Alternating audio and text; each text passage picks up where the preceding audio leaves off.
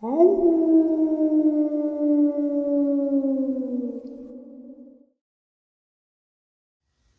and salutations, everyone. I hope everyone is doing well and welcome to today's upload. Before we jump into it, a couple quick links.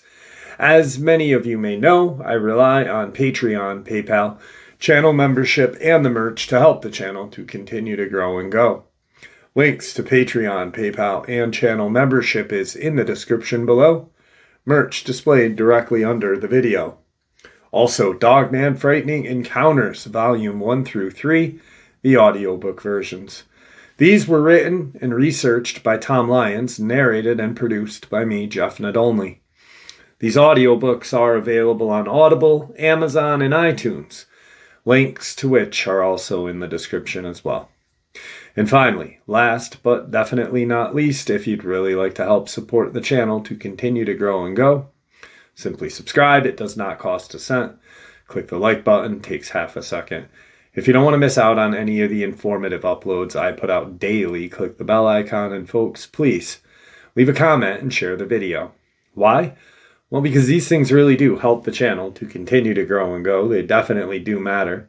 And I do appreciate them. And with that, I have taken far too much of your time. Let's jump in to today's upload, shall we?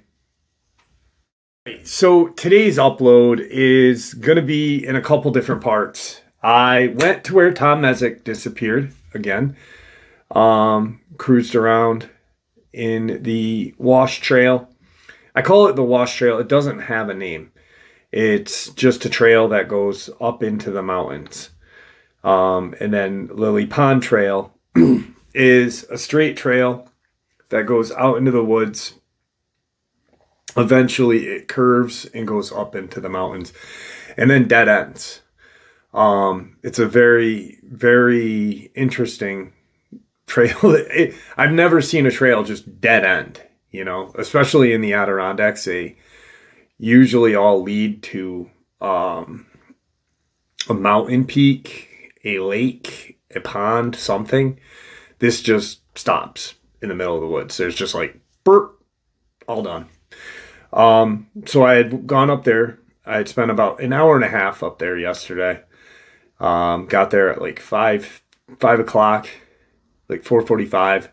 Got onto the trail at like 5 and ended up, getting back to my car at around 6:45, 6:50. But, yeah, great hike, great, beautiful day in the Adirondacks. Our last really nice day that we'll have in the Adirondacks. It was like 65, windy, just really a beautiful day. So that I'll probably end the upload with that. And I've got some subscriber experiences that I printed out from my email. I want to get into those. I have not touched any subscriber experiences where I can narrate them in a while now. I got to jump on some interviews this week. I want to get some interviews going, and kind of just alternate things that I do now. But I want to, I kind of want to share a video clip with you guys. A clip that was taken by a researcher friend of mine, and who, brilliant researcher, just really dedicated his life to it. And not only did he research and put himself out in these just wild spots where these creatures were known to travel and be, but he also was mentoring some younger researchers at the time as well. And this was during a time, it's kind of interesting, cryptozoology and any kind of research on Dogman, it is so weird.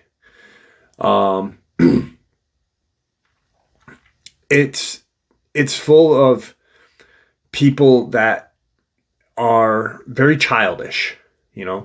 If you don't agree with their theories, if you don't say something or have the same kind of look at everything that, Reddit is a perfect example of how childish and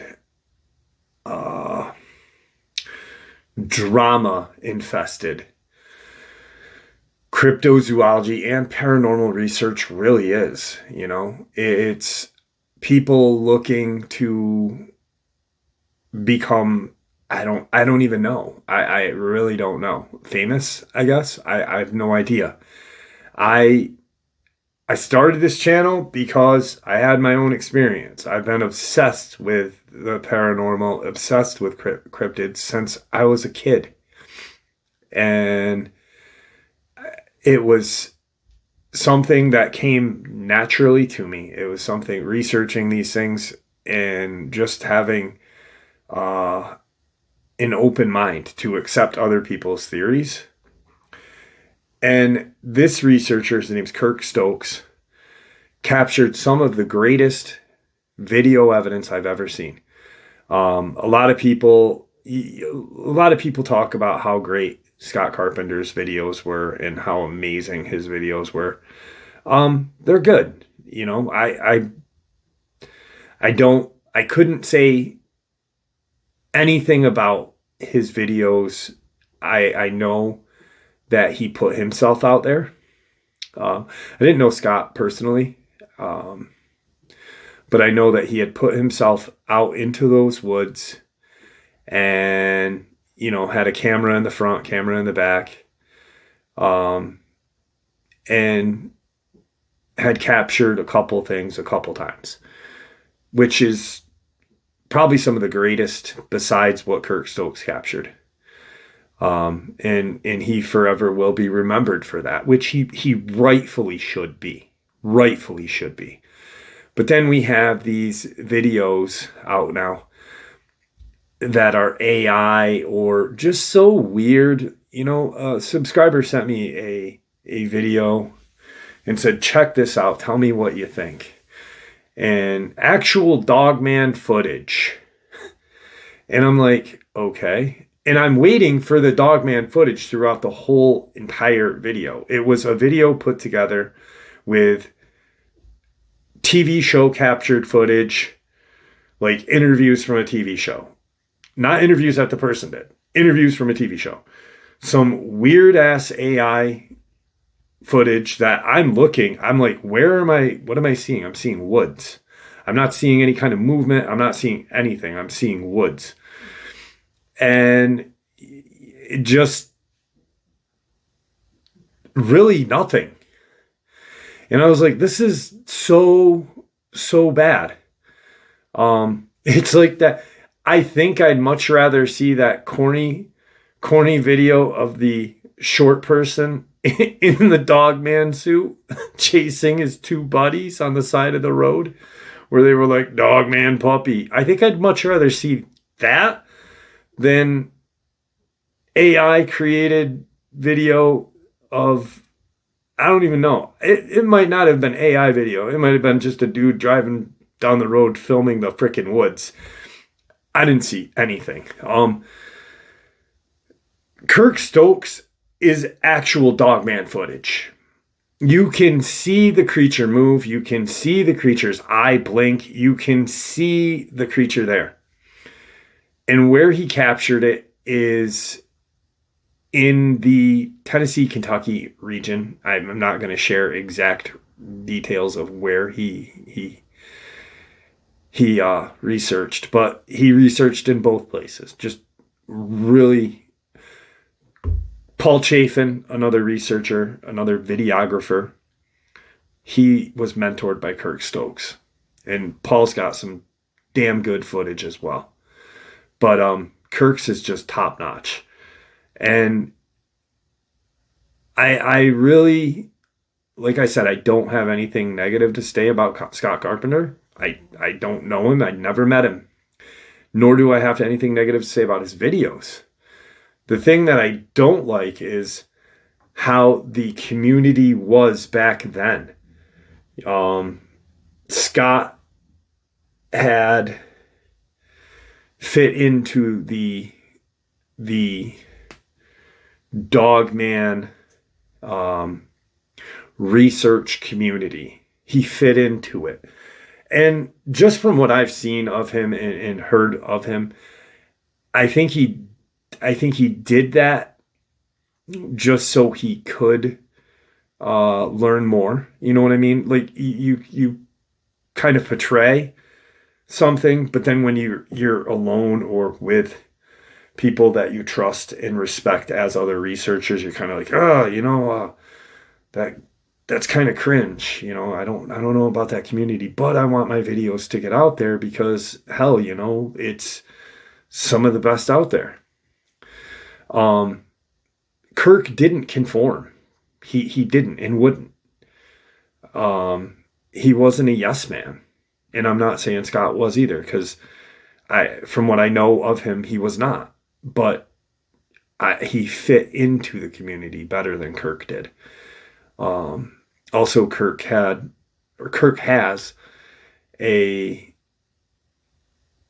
his own opinion where if he doesn't feel like his theories are being heard as well as yours or mine,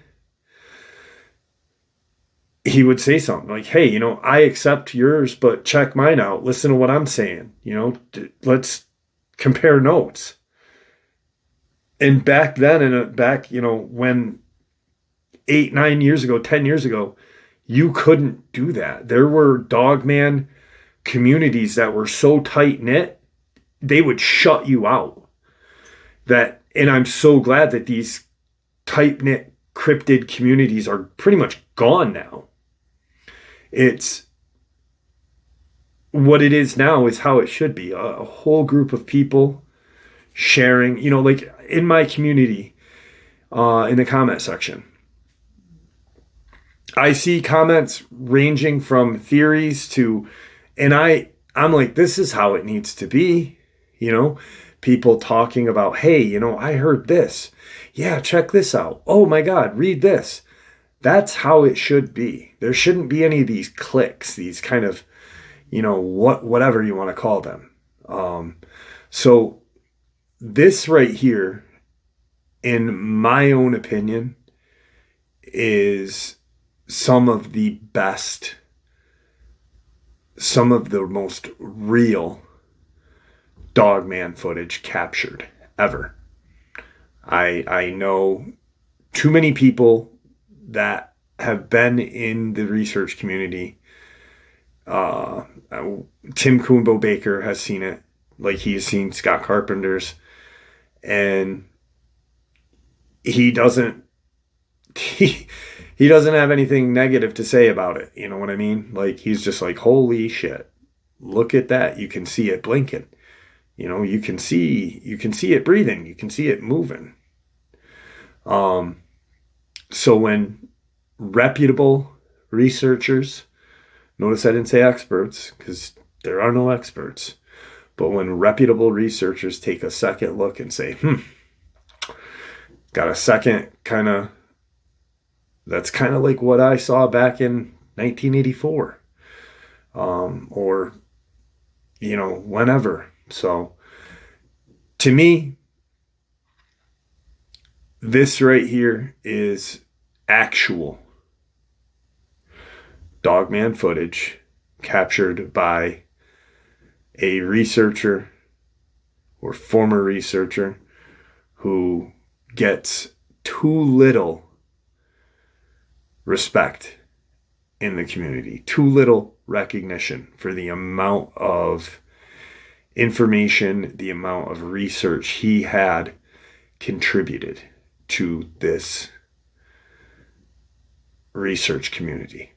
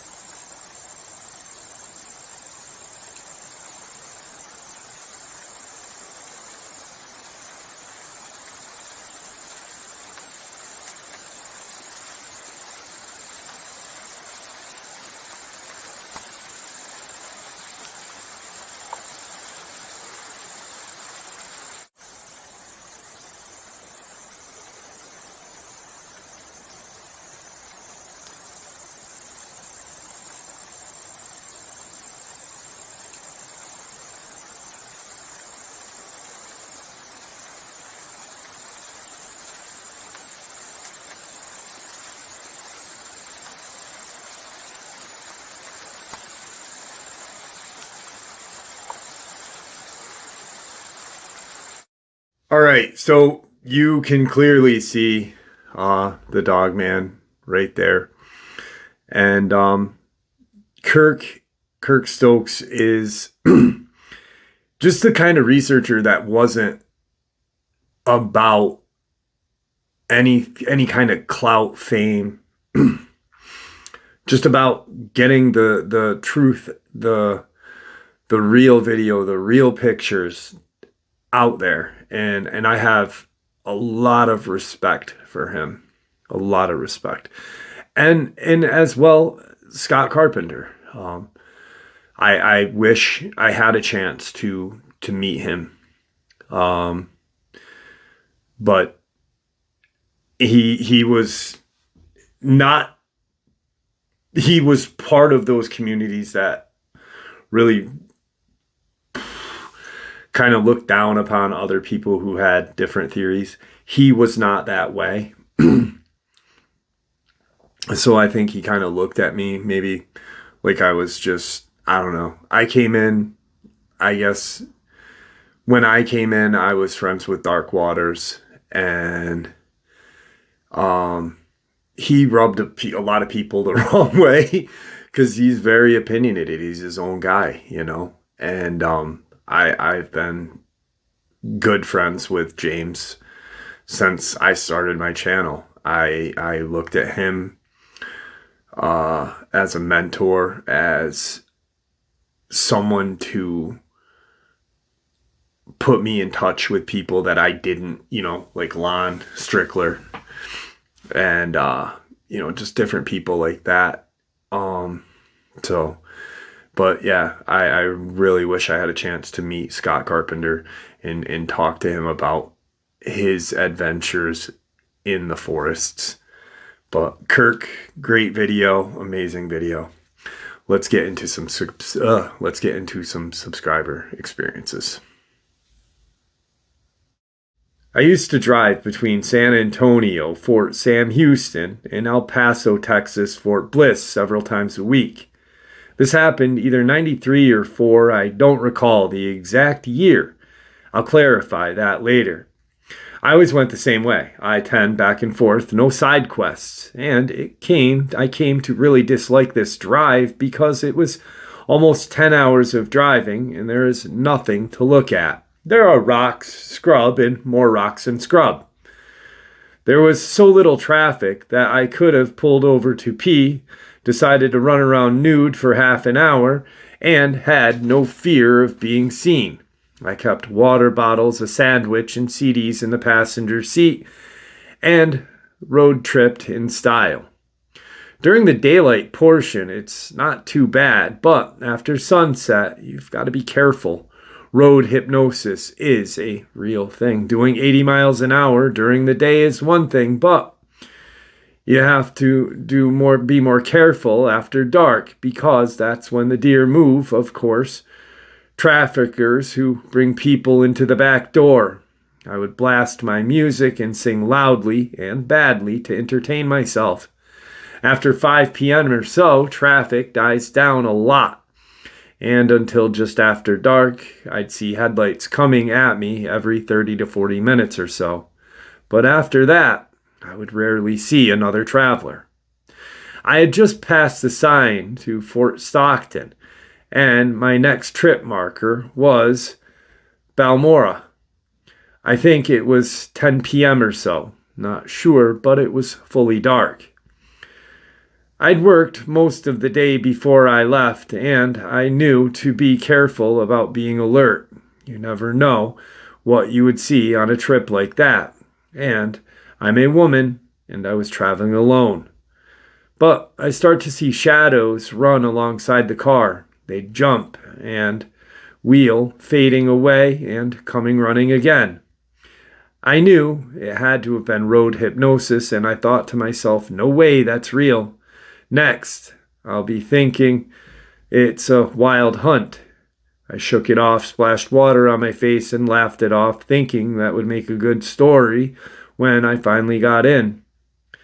I hadn't hit Balmora yet and came over the hill.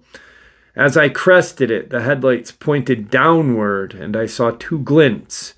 like my headlights had reflected off of someone's glasses at the bottom of the hill. Being stranded in the desert is no joke. People die, so I slowed down and had a bottle of water in hand. Thought that I would offer to call someone for them when I got to the next town. Weirdly, they seemed dressed in all black as far as I could tell, and thought it was a trafficking coyote or a lost immigrant, so my nerves were on high alert. I slowed down more, 40 miles an hour, and got a lot closer, but something was all wrong. This person was standing right next to the speed limit sign, and it did not look right. I got closer, turned my brights back on, and could not believe what I was looking at. I used to live in Michigan and was a hunter. We'd go out, and I'd be the only girl. And at night, everyone would be telling hunting stories, and they would tell me about the old man of the woods and the Michigan Dogman. I laughed and blew it off as a bit of hazing and didn't worry about it. Good stories, though. But in the present, on this highway, my mind was blanked. I'm looking at this person, no glasses, just eyes reflecting.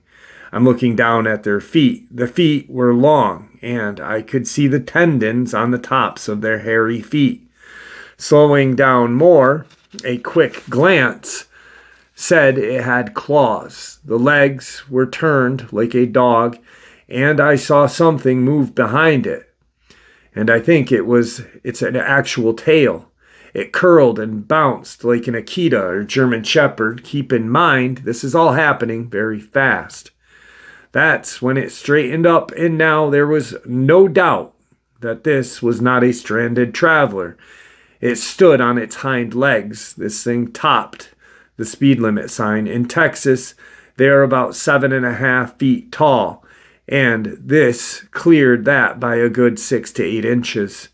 The creature was covered in black and dark brown fur, even the feet, but the abdomen and the part of its chest was less hairier.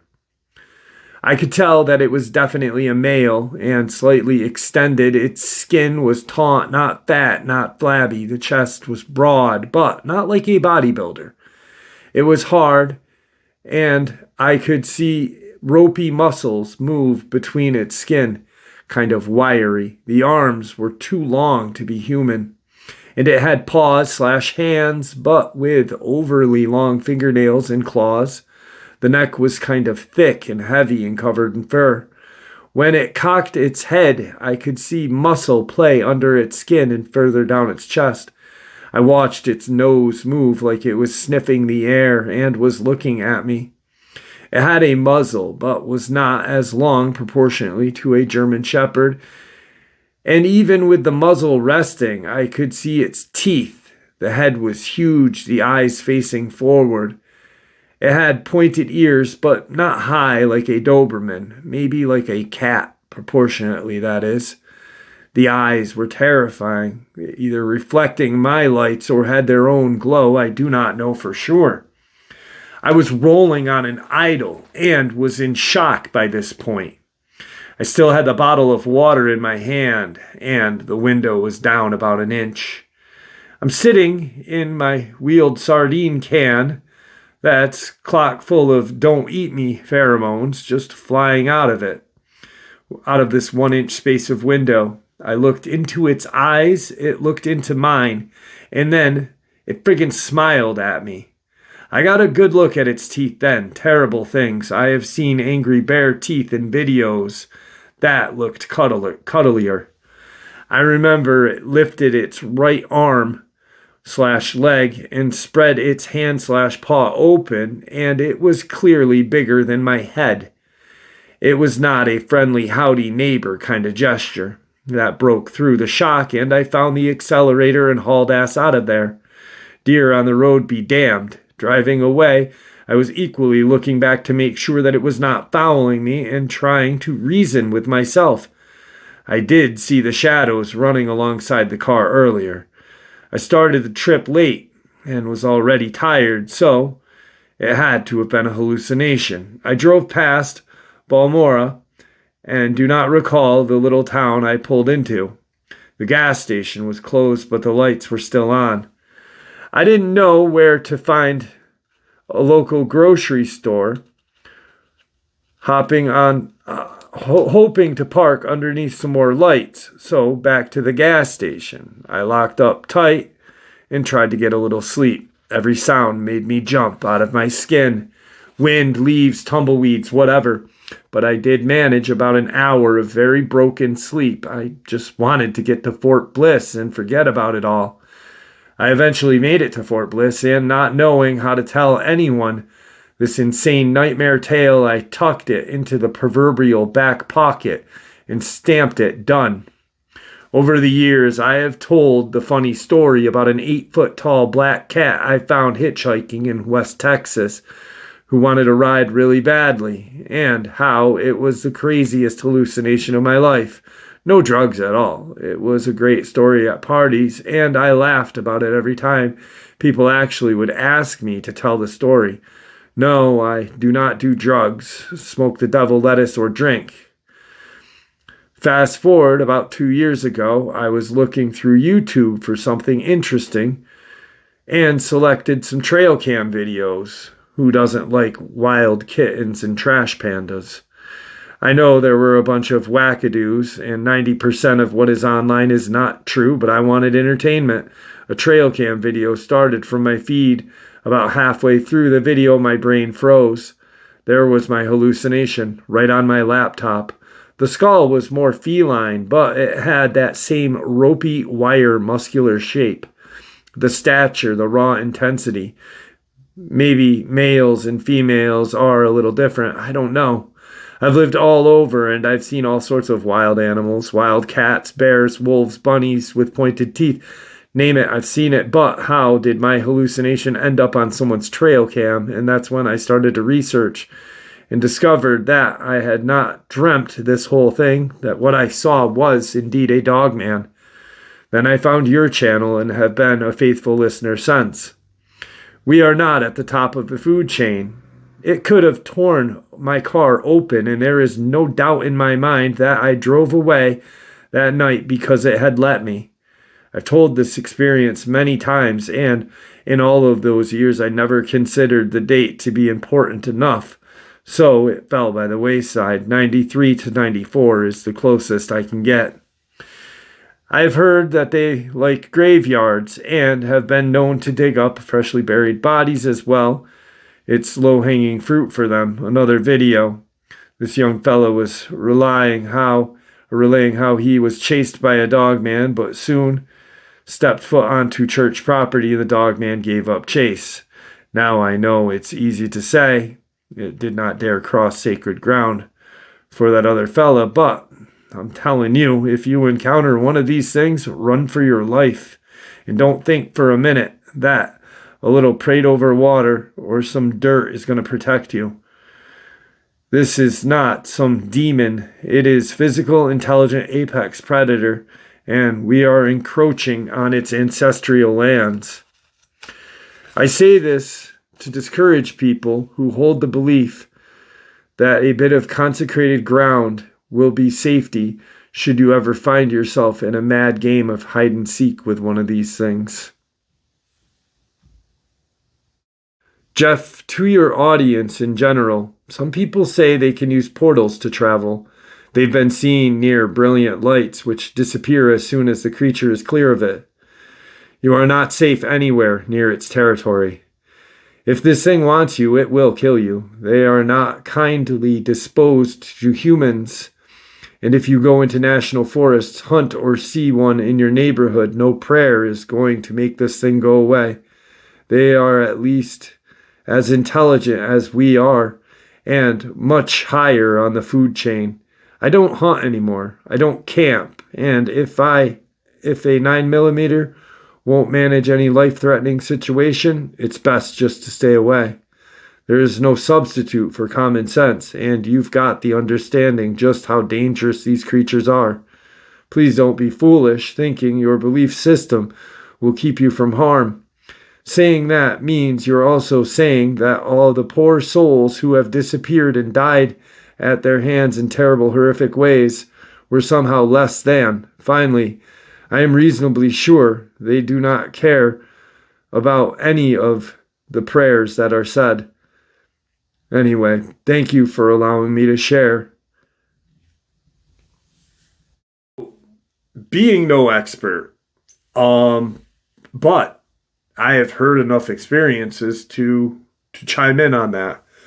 I have heard, just as many of you have, that prayer does work on occasion, and I've heard that prayer doesn't work on occasion. I had spoken to somebody that I met through Tim Coonbo Baker, who Tim had actually met, and Tim did not come up with the shofar, using the shofar to summon Bigfoot. It was actually this gentleman that works for the South Carolina Police Department, or works with them, computer crimes.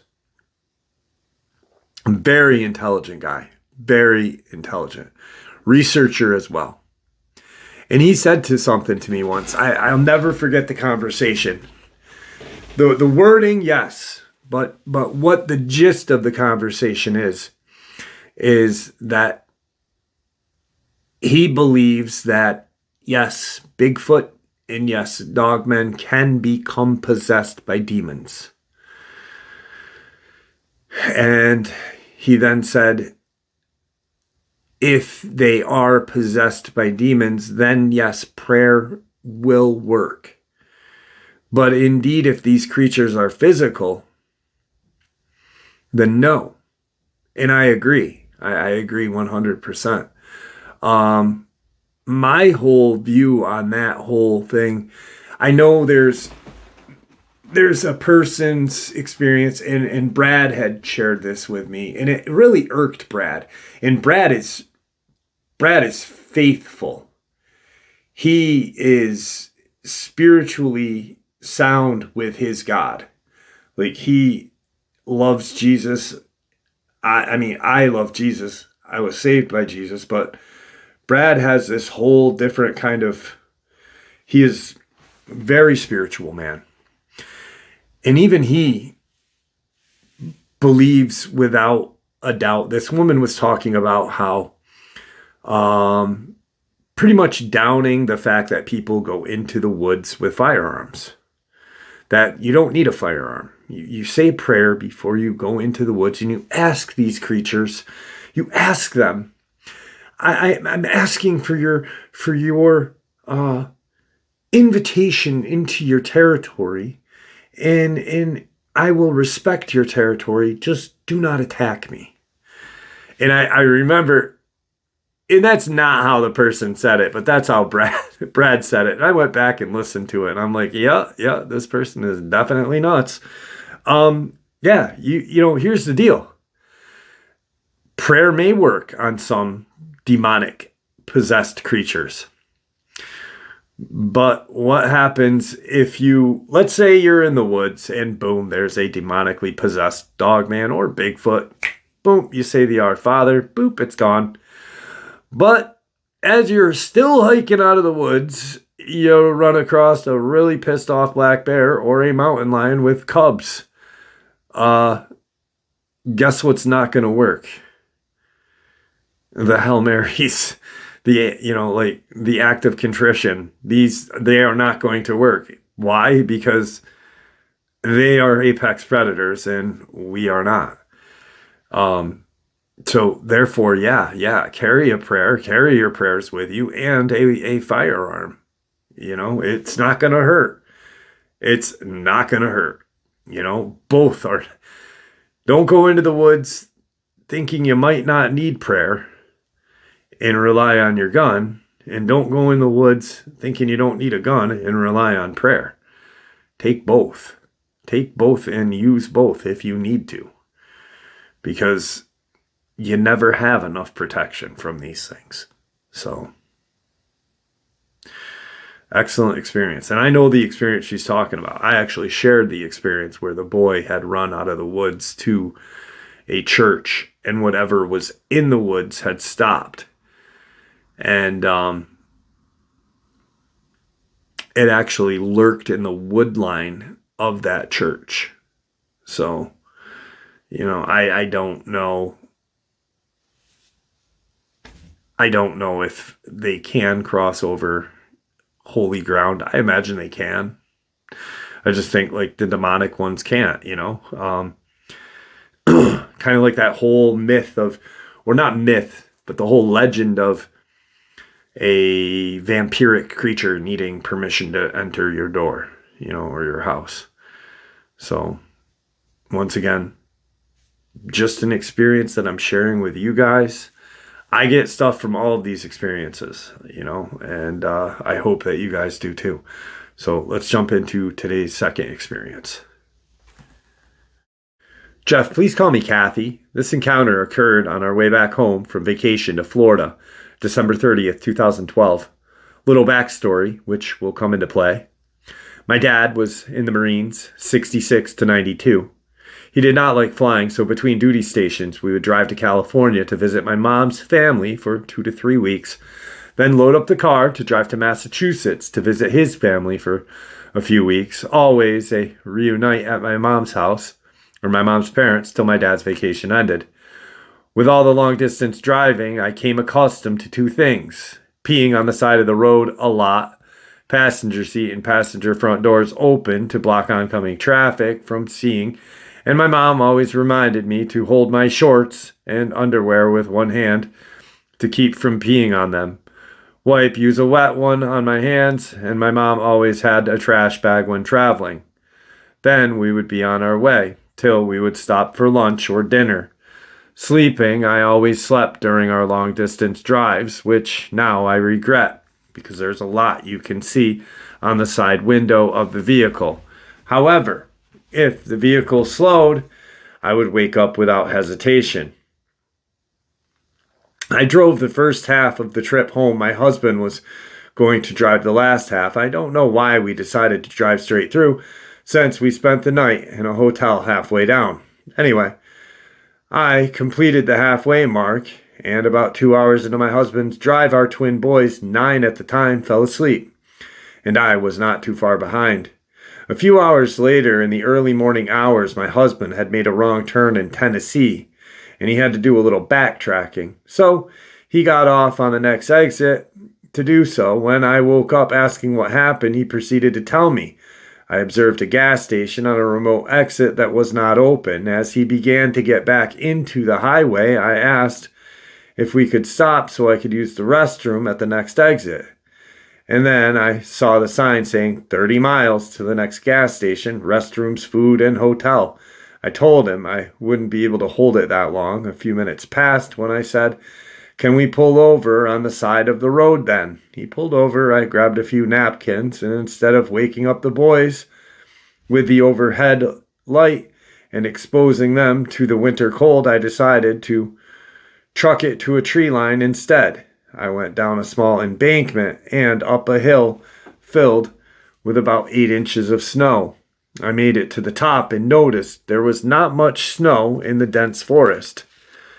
I unzipped and pulled down my underwear. My mom was in my head about holding my pants and underwear together.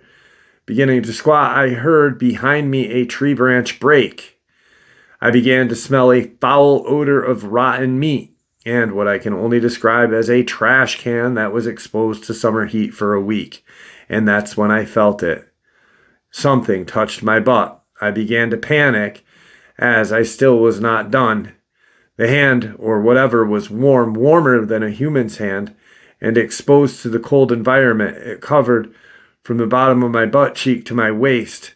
I was took off down the hill fast while I was still holding my pants and underwear in the left hand, trying to finish peeing, squatting, running, peeing before I got to the car, and never looked back to see what had a handful of my butt. But by the time I made it to the car, pulling up my pants by the belt buckle loops, jumped in the front seat when the overhead light came on and locked the door, yelling at my very calm husband to drive and drive now, while asking me what happened. From all the commotion, I did wake up the boys, and they began to ask questions.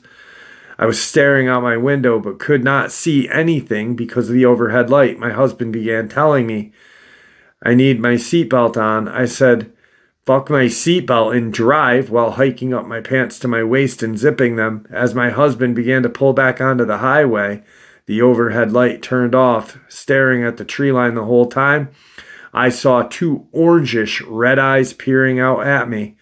I was relieved. My husband and boys tease me to this day about a horny Bigfoot that could have run off with their mom and wife. Her second encounter. We live in a small rural town, population of less than 1,000 people, so everything shuts down at around 10 p.m. I'm up a lot of nights into the early morning hours. I don't smoke in the house, so the front porch is my domain. This was during the winter time of 2024. The ground was covered in snow, and it was glistening as we were coming into a full moon in the coming days. I lit my cigarette and was reading, as I usually do when I'm up late. Now it's about 3 a.m. Everything's dead silent when something caught my attention out of my peripheral vision of the right eye. I look up to see someone or something in the early morning hours approaching my neighbor's garage, kitty corner to my house. I watched, as we have the tendency to have teenagers goofing around while on break. At first, I thought it was one of the teens on top of another teen's shoulders, thinking to myself, it's awfully cold to be out in these hours. Then I noticed it was walking full stride, arms swinging with huge steps as it walked closer to the garage. Now there are no lights on this property, only street lights, and the near full moon glazing off the snow helped. This is when it looked over in my direction as it neared the garage. Its shoulders were lined up with the gutters of the garage. It was massive, and I acted like I did not see a Bigfoot.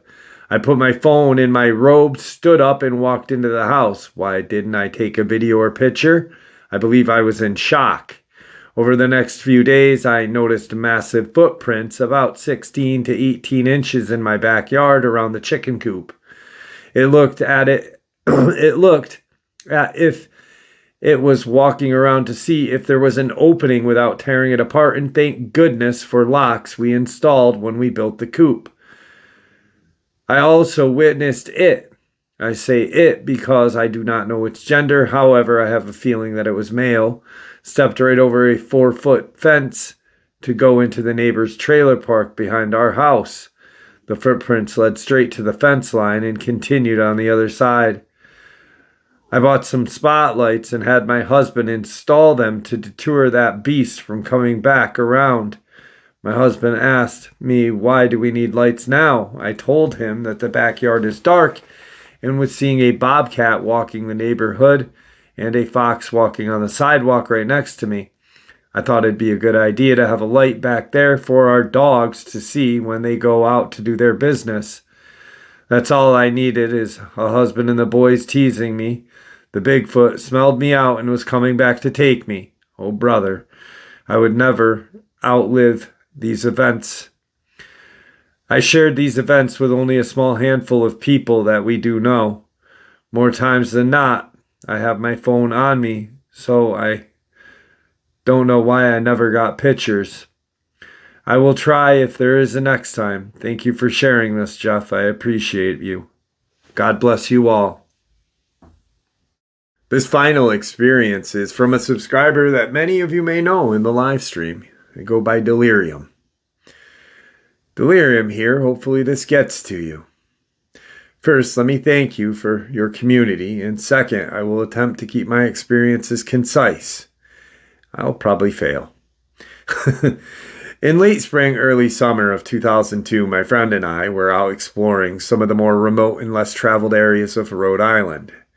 We had both recently obtained our driver's licenses at the age of 16 and 17 and loved going out late at night, driving down these remote roads and ghost hunting in all of the Rhode Island hotspots. On this particular night, we had previously researched the Great Swamp Massacre, Great Swamp Fight Wikipedia, and decided to visit based on several accounts of paranormal activity at around 11:12 a.m. Upon arriving to the site, which is gated closed to vehicles, which is common in conservation and or historic sites in Rhode Island, we decided to take a short hike to the monument to see if we could experience anything paranormal. Neither of us had any interest or knowledge of cryptids, and it was the last thing on our minds. We had brought 2 cheap Walmart flashlights and a CO2-powered BB pistol to deter coyotes, overly aggressive raccoons, or fisher cats, along with a camera. After following to the path of the site, we arrived at a large clearing with the obelisk in the center surrounded by 4 large stones detailing the history of the site. Relating battle parties involved, we decided to sit on the base of the obelisk and have a smoke while we waited for something paranormal to happen. While we were talking on topics unrelated to paranormal, we both became aware of a strange feeling, hard to explain, but similar to what others have described as everything goes silent and the feeling of dread and unease. Shortly following that feeling, we heard something very large moving through the woods outside of the clearing we were sitting in and out of sight from our lights. We both stopped speaking and without a word between us simply listened for a short period of time, 10 to 15 seconds, which felt like an eternity. During that time, we heard a very clear bipedal footsteps from something extremely large, snapping branches and making no effort to hide its footfalls. Again, without a word between us, we slowly stood, pointing the flashlights toward the woods and began backing away from where we were sitting.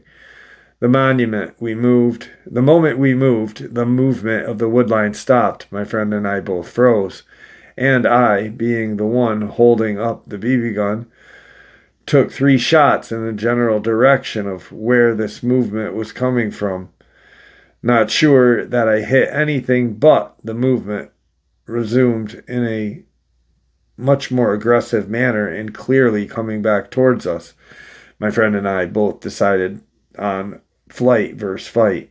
At the same time, turned and ran back down the hill toward where we parked the vehicles, having just smoked several cigarettes on our run. Did not last very long, and we were eventually slowed down to walk the pace.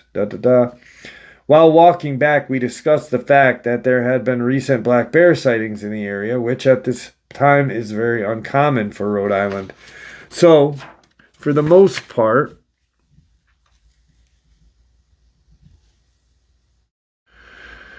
that was foremost on our minds as we continued walking while constantly checking over our shoulders. We did not hear anything pursuing us, but the strange silence seemed to follow us extremely. On our way back to the truck, we both felt the same overwhelming sense of dread again and froze in place. I was slightly ahead of my friend by maybe 10 feet, and despite no words between us, we both stopped, turned in the same direction. He was shining his flashlight at a very large pine tree and staring at it with his mouth agape. I followed his flashlight beam with my own, further illuminating the very large yellow eye and a humanoid silhouette peeking around the trunk of this pine tree, approximately 8 to 9 feet in height. Time seemed to just freeze, but luckily was only a few seconds, but it felt like hours to me. My friend said, "Does that look like an eye to you and a head?" I responded, "Yeah, what do we do?" while slowly raising my ridiculous BB gun. The eye, illuminated by both our lights from similar but slightly different angles, blinked. I don't recall which of us said it, but did you see a blink? But I remember lowering the BB gun in the state of dread when we both froze in place looking at this thing with our shitty Walmart flashlights. We could make out the top of its head, right eye, neck area, which sort of blended directly into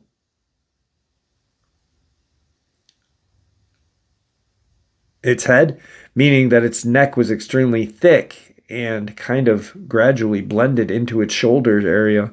We could see the entirety of the right side of the body, and honestly did not notice or pay attention to anything below the elbow. Right arm appeared to be hanging straight down in a relaxed position. Could not clearly determine the color of the fur. It appeared to be covered fully in fur. As it was night and neither of the flashlights we had, they were just too weak, or its fur was possibly absorbing the light. The eye itself was a fiery yellow with a discernible black pupil. Not sure if the eyes were truly naturally yellow, nearly bioluminescent, or if it was a result of the flashlights we had been using. They threw off a yellow-tinged light. This was before LED were widely and cheaply available, like Olights, etc. Aside from the eye blinking on, the only movement we noticed was it swaying very slightly, possibly breathing, or just a natural slight movement of the living thing standing in a one position. There was not a noticeable smell, but having that said, we were in the Great Swamp, so it already smelled skunky to begin with. I am confident in 8 to 10 foot height range. Went back several days later, found the spot that we stopped at. I will never forget it. Brought a tape measure. We were on the trail. It was good. 1 to 1.5 feet taller than me and my friend. We were both 5'10", 5'11", and we didn't know until going back in the daylight was that there was a 2.5 foot drop. You step off to the trail. So while we were trail looking at it, we were actually standing 2.5 feet higher ground level than what this thing was standing on.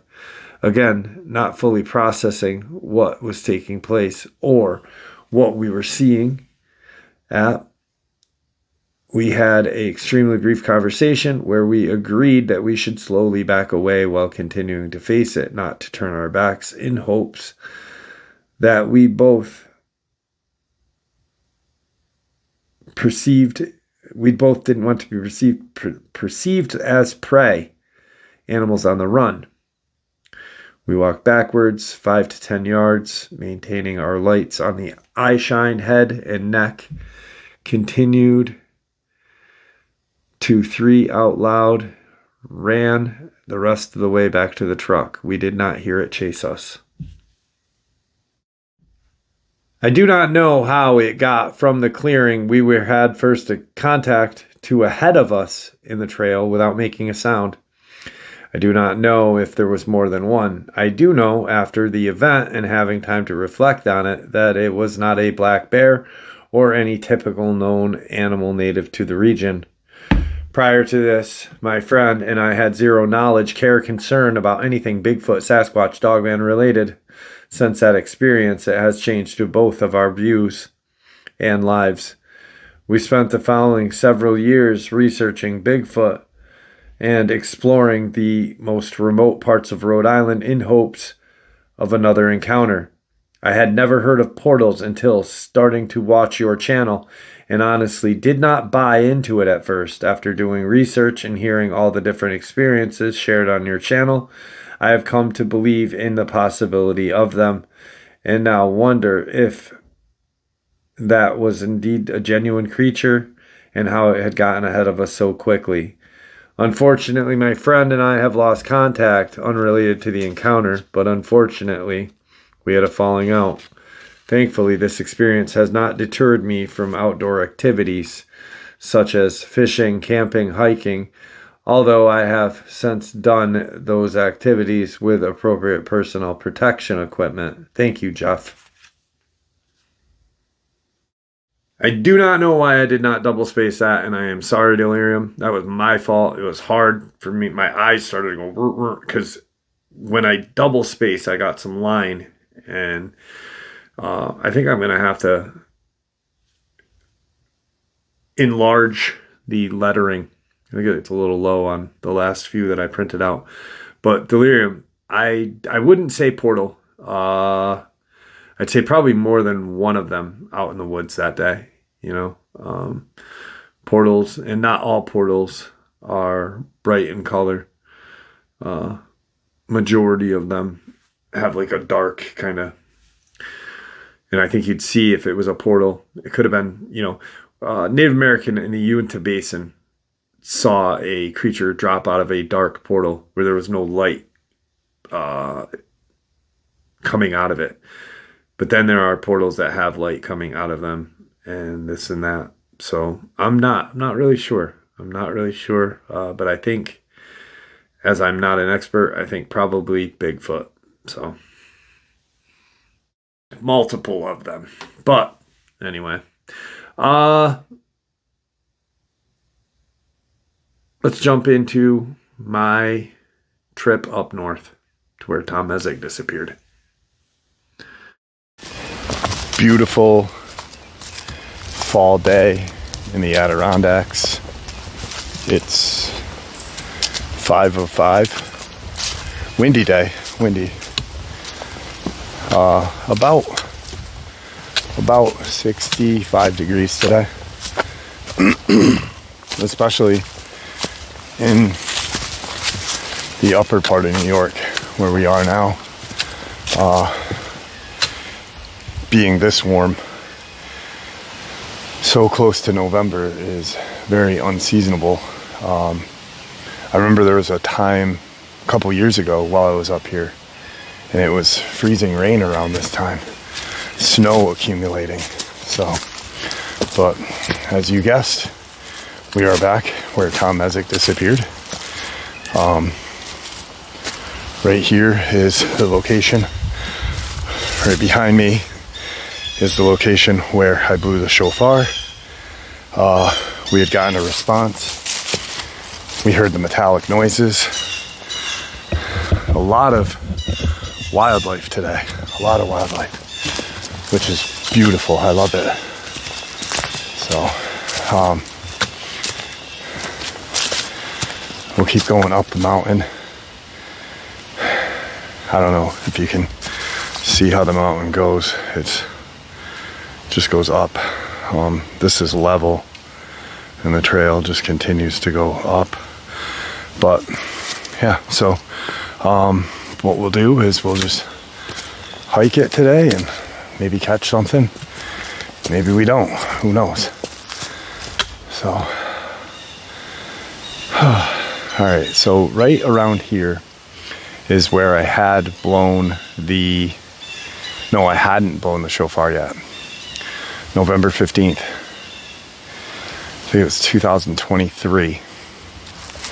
Standing roughly in this location and heard the metallic noises coming throughout the woods. Very interesting. Whew. And then we'll be coming up to where the rocks were that I was sitting at. Let me turn the camera around so you guys can see the trail that I'm on. So this is the trail that I'm on. And as you can see, the rocks. It's a rocky trail.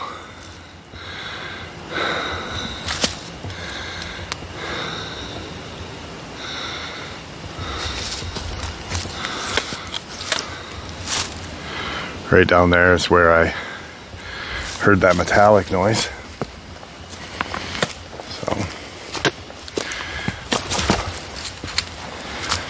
Right over here is where I had my trail cam set up a couple of years ago. Caught some weird occurrences. Nothing too major, but just some weird occurrences.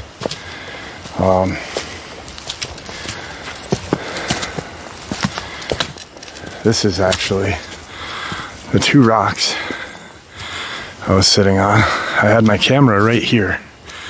And I'm sitting right here. It was about 3:30 in the afternoon. And all of a sudden, the whole woods from that area just erupted to life. So the trail goes down. Just a beautiful day. Beautiful day. I'm blessed to live in such a beautiful location. I really am.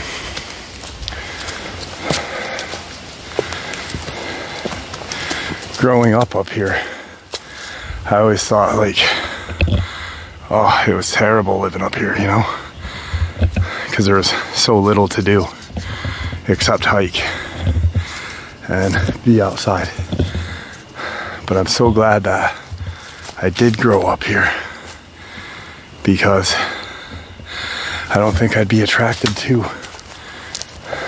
the outdoors like I am now. And for those of you who are wondering, where I had my own Dogman experience is about 45 minutes from this location, so nowhere close to where Tom Messick disappeared, south of where I am now.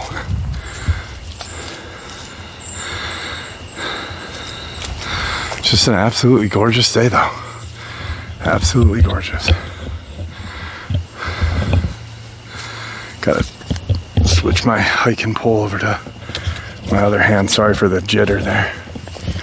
But yeah. Look how that tree grew. It's interesting. So interesting how nature works. And then boop. One time I was up here, I could have sworn I saw something up in that ridge once. I don't know. Might have been pareidolia, might have been something. Deer? Deer tracks.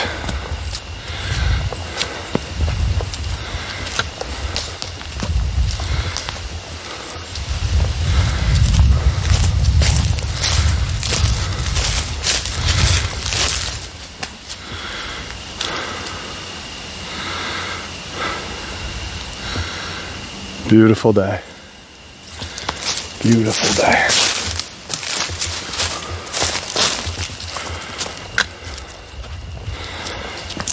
Whew. And yes, park rangers come up once a year to clean the trails. So you'll see when debris has gone across the trails up here. I'd honestly love to find a park ranger that has worked up here and talk with them. Just, I mean, like, my camera is flat right here, flat.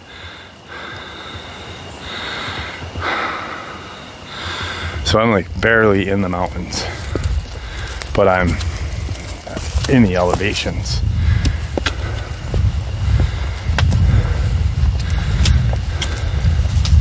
And it's all this chunky granite rock. A lot of our mountains in upstate are made of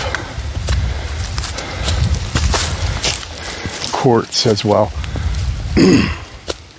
Which quartz is more or less found near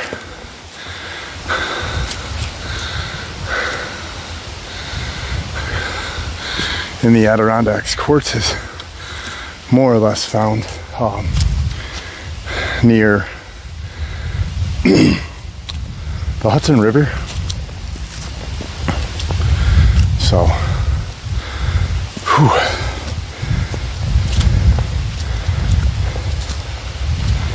I'm gonna start easing on the vaping soon. Try to quit before I turn 50 next September. Hopefully I can do it. Hopefully.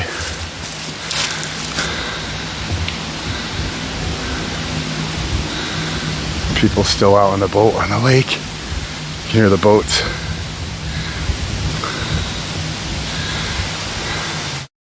So, live stream was great on Saturday. Great live stream.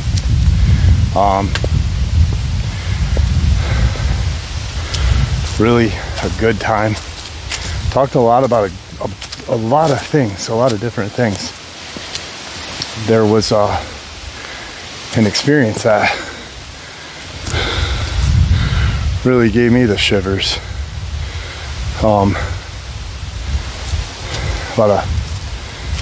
I'll share it quick while we're walking and then talk some more. But we talked about portals. Father Malachi Martin, which I hope a few of you guys that were in the live last night were able to find Hostage to the Devil and watch the movie. Great movie, documentary. A dear friend of mine, Jimmy Patanito, is in it. Mr. Haunted. He worked with the Warrens, Ed and Lorraine, when he was younger. And just a really nice person, very informative guy. I'm blessed to have him as a friend.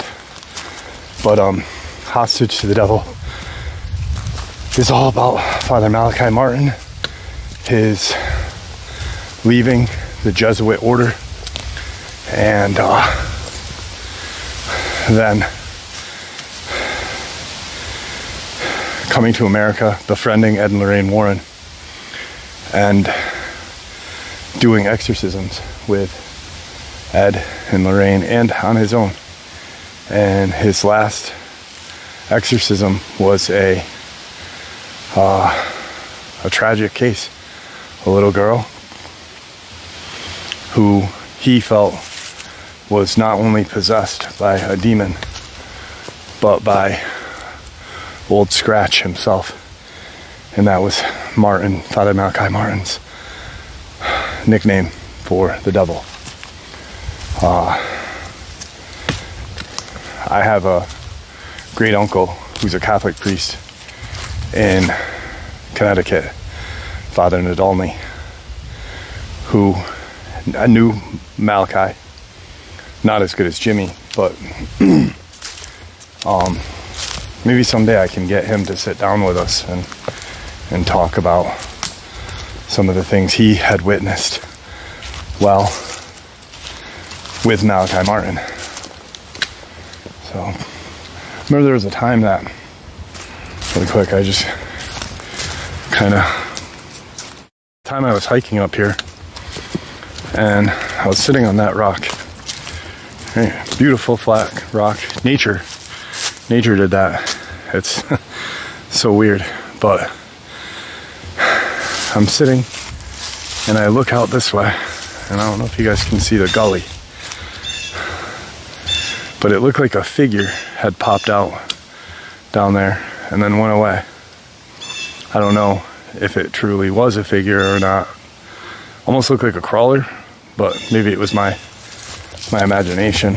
And then where we're gonna come up to now, we're further up in the mountains now. It's starting to level off, but not too much. It'll start going up here in a moment. It's a nice little hike spot right here.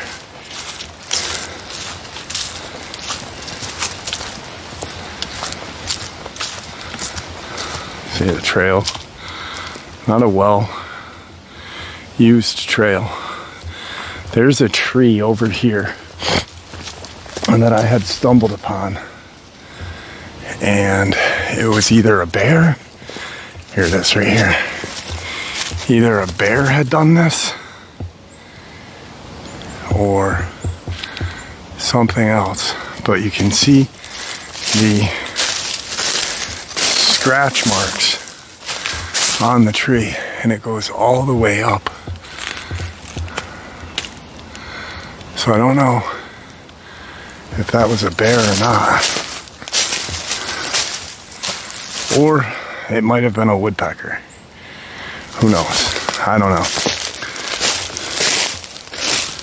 Some people suggested Dogman. I said bear. But now that I looked at it, maybe woodpecker.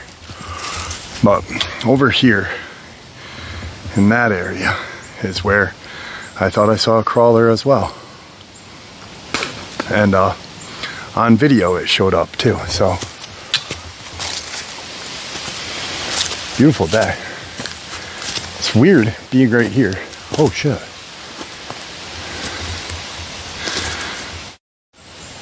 I just realized there is no noise.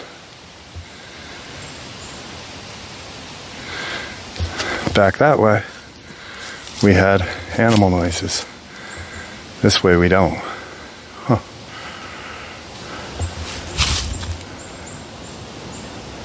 I hear movement.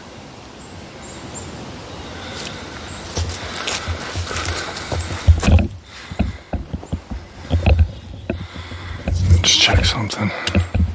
The fuck is it?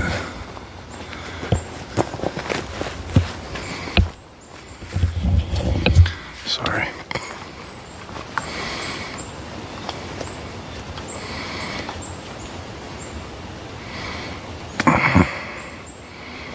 Just unhitching my Caltech real quick. I don't know if you guys heard that. Something's over in there.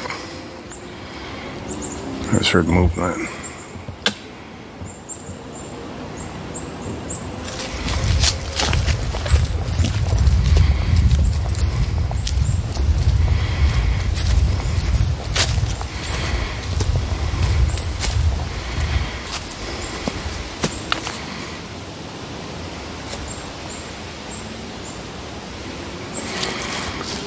I hope my camera caught that because there was a thud that way. I want to get up on the hill up here so I have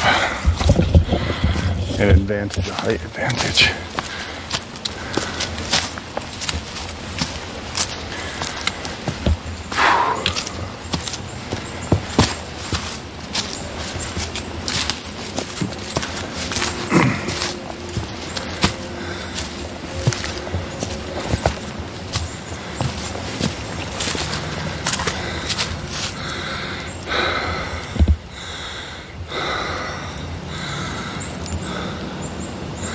See, we have birds up here now. You can tell we're higher up because the sparsity of the trees.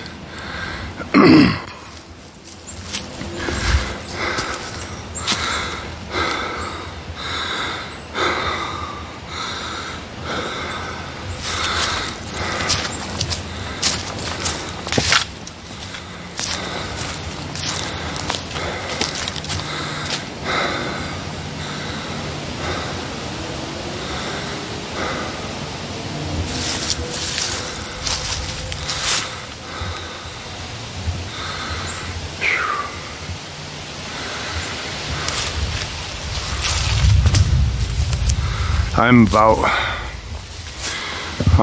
roughly, I'd say,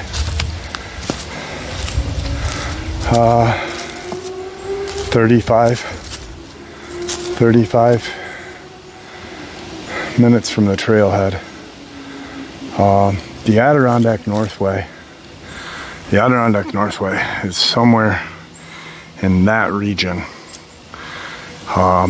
That's a four-lane highway that goes south to north, north to south, from Albany to all the way up to Canada. So on a day like today, we would definitely hear traffic, especially up on the mountains, because it runs right through the heart of the Adirondacks. And it was built in the 50s when the Adirondacks were designated a playground for the rich. So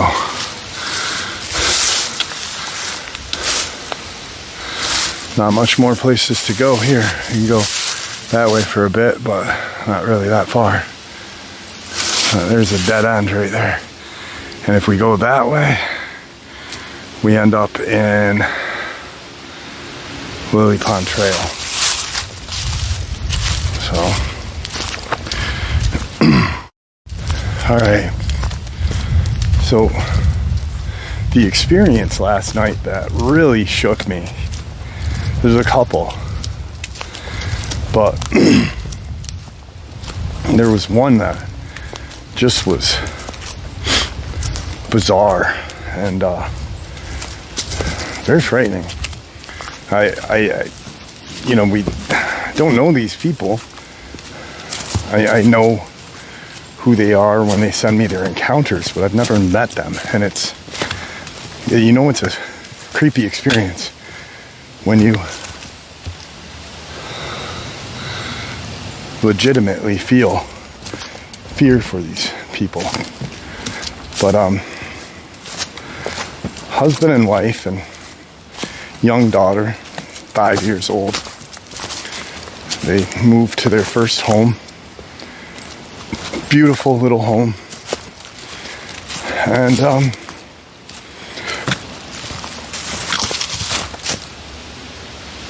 that's weird. Isn't that weird that up there we got some birds, back here we don't? So, and a warm jump too. A hot spot. Like a legit temperature spike. Not cold, hot. I don't know if that means anything. But anyway, the little girl starts coloring. And obviously, like little kids do, crayons, paper. And she keeps coloring this same picture. It's her room with her in her bed and this very tall, scrawny, nondescript figure, a man, right? And multiple pictures, multiple times, day after day. So the mom asks the daughter, hey, what's this picture of? And she said, that's me in my room. And she said, well, who's that? And she goes, it's the quiet man, or the tall man, tall man. And either way, quiet man or tall man. And she said, he stands in that corner right there.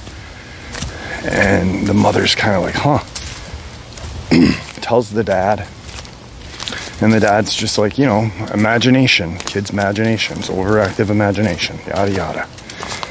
And so, long story short, the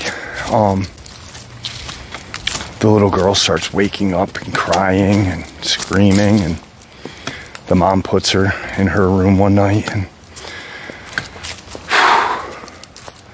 the dad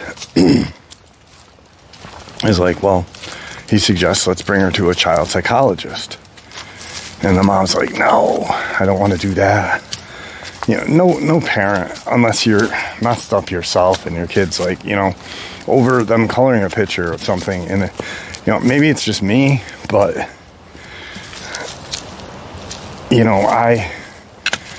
I genuinely know that kids see things that we don't. And the majority of you guys do as well. So I'm not talking to the choir. But is that how that term goes? Anyway. She's like, no, I don't want to do that. So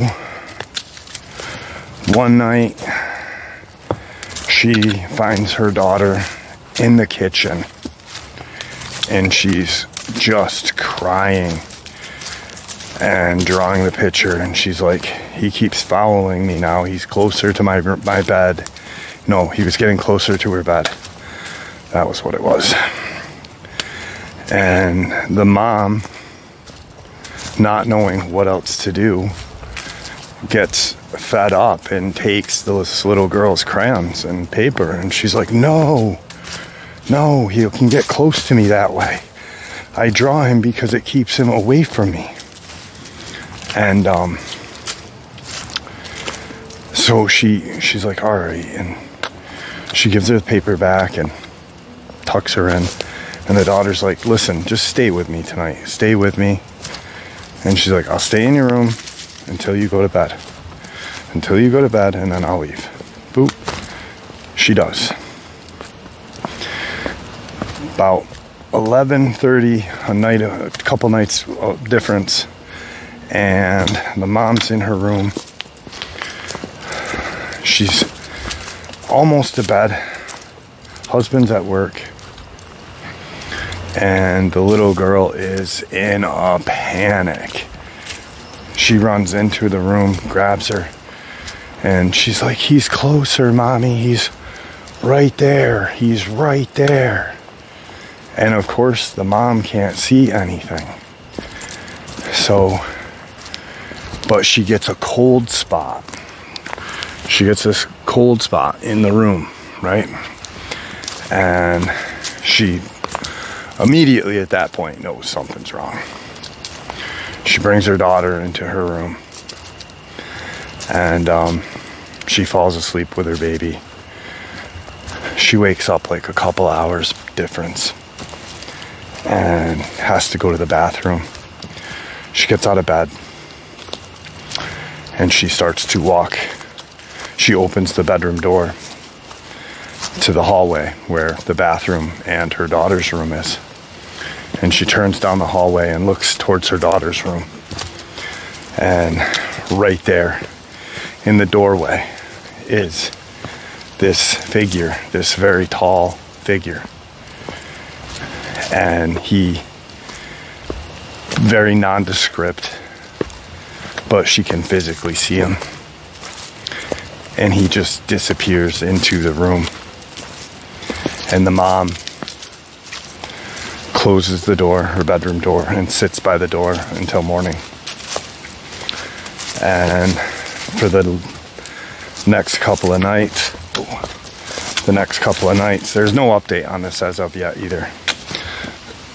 Next couple of nights, the daughter has been sleeping in the mom's room, mom and dad's room, and she's been drawing pictures, and she tells the mom that he no longer is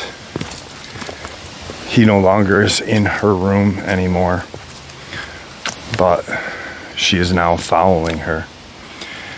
And the mom looks at the little girl's picture, and it's of the mom's room with the mom and the daughter sleeping because the dad works nights. And the nondescript tall man is standing at the edge of the bed. And that is so creepy because as a father of daughters, my oldest is very, she's seen a Dogman on her own, her and her boyfriend, at a cemetery that I've brought you guys to before.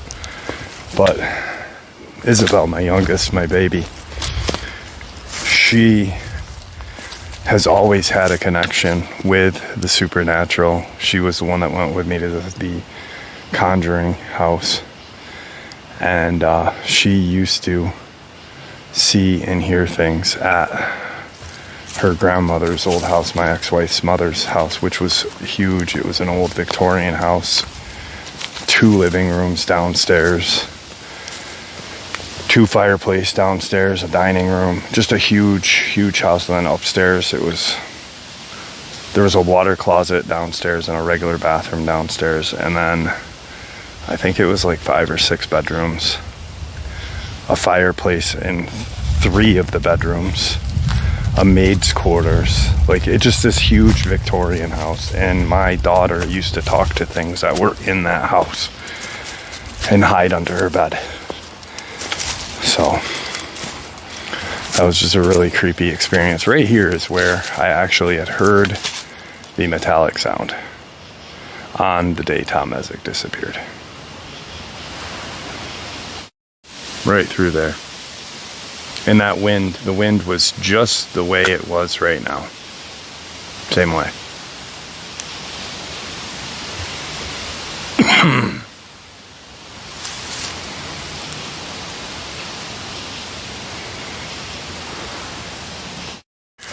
Alright, I'm gonna hike down, put my camera down and hike it out here for a minute, get to Lily Pond Trail. Maybe we'll hike Lily Pond Trail for a minute before it gets dark. It's 6 now. I've been here about an hour, so we'll see what we can do before it gets too dark, because it gets dark quick up here now. Alright, we're on Lily Pond Trail. The next experience, was it last night that I heard this? That I not heard it, but shared it?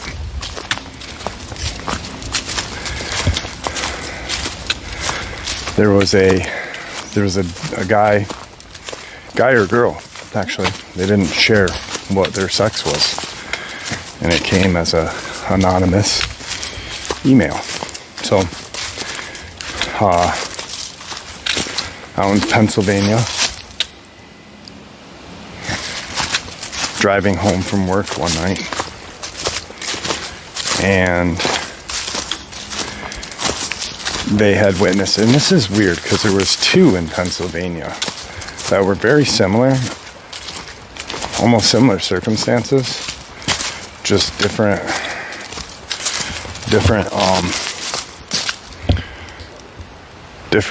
settings and different creature.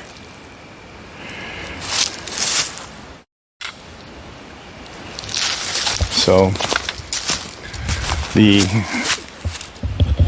person that was driving had witnessed this figure come out of the woods. It was running quadruped, but had a hunch in its back, but did not have a muzzle. There was no extended muzzle. It reminded him very much so of an ape. And I immediately thought, Bigfoot, Bigfoot has been known to run quadruped very fast as well. But crawlers have been known to run quadruped as well, and even faster. So, you know what's weird is there is no noise here on Lily Pond Trail.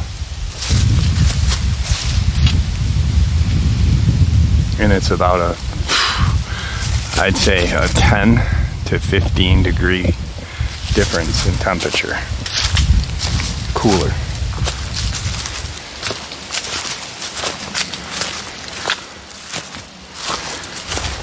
I remember the first time I ever came out here, I probably got around to maybe here, right around this area, maybe a little further in. Never been out here, ever. And I heard something trailing me off to this side here, and something trailing me off to this side here.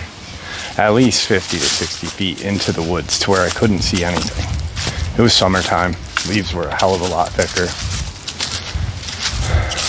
And I get out here, and it's instantly something in my brain tells me to turn around. So I do. And what do I hear? I hear whatever is following me continue to follow me, continue to walk me out of the woods. Which was bizarre, creepy, and has never happened again.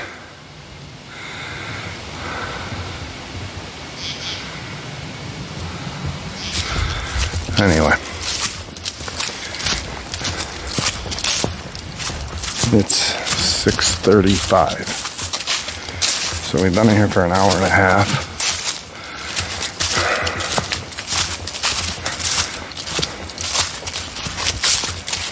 It's dark. It'll be dark here in about a half an hour. So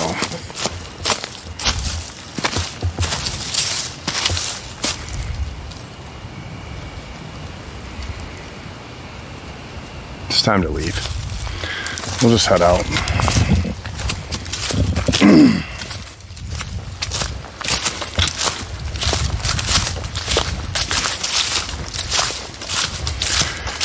and I'll include some experiences and some information with this upload to make it a great upload for you guys. Yeah, I'm not gonna stay out here till dark time tonight. I'm not feeling it tonight. So, right as I turned my camera off, I said I'm not feeling it tonight. Something in there, in that dark patch, took 2 or 3 steps. Literally 2 or 3 steps.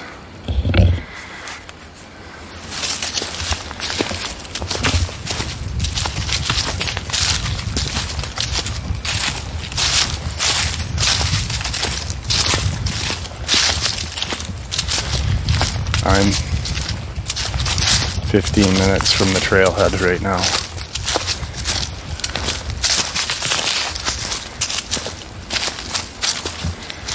Yeah.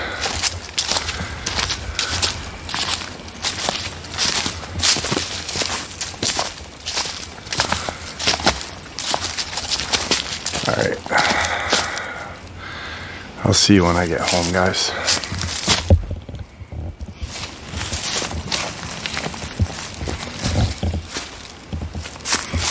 Right in there. Right in there.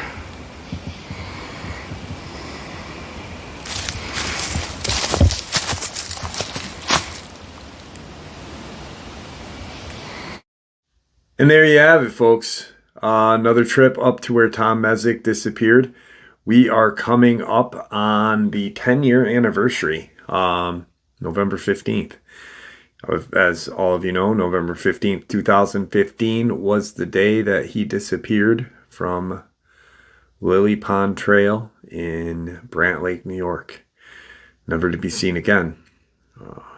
Not a piece of clothing, not his rifle, not a walkie-talkie, not even his lucky hat had ever been found. So I will be going up there on that date, which is my daughter's birthday. I've been going up there every year for a little bit of time and then coming back home and spending the rest of the day with my daughter. But it's, I think it's important to always remember that date because we can't forget. You just can't, you know, it's a unsolved mystery. So with that, I'd like to thank you all for supporting the channel. It is your support that helps this channel to continue to grow and go, and what gives us all a place and a chance to share our experiences and theories judgment-free. Everyone is simply treated with the respect that we deserve. Please stay safe, happy, healthy, and ever vigilant, keeping an eye on our children, pets, family, and friends. These creatures are real. These events have happened. Share this information with those you love and care about, and it may just help save their lives someday. Until next time, never stop asking questions, never stop searching for the truth, and God bless you all.